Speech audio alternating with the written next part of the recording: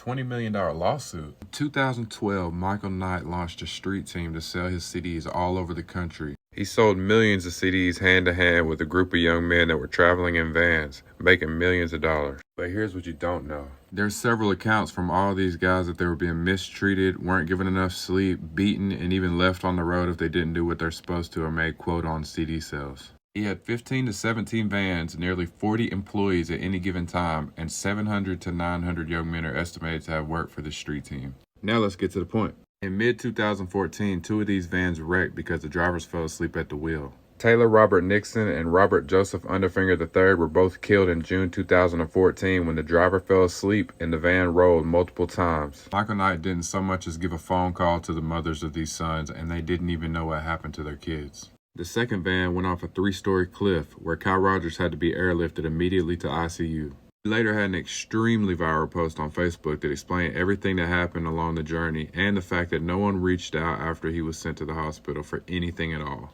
So now there's been a near 10-year lawsuit pending between Kyle Rogers and Michael Knight, as well as the mothers of the 2 men who were killed in the wrecks. Here's where it gets good. The lawsuit finally came to a close at the end of 2022, and a jury awarded the mothers of the 2 boys who were killed $20 million. In all the time that's passed, Kyle Rogers has continued to elevate his music career, amassing millions of streams. Kyle Rogers nearly immediately backed out of the lawsuit he had with Michael Knight after he found out the mothers won their $20 million case. He stated that justice for the mothers was enough.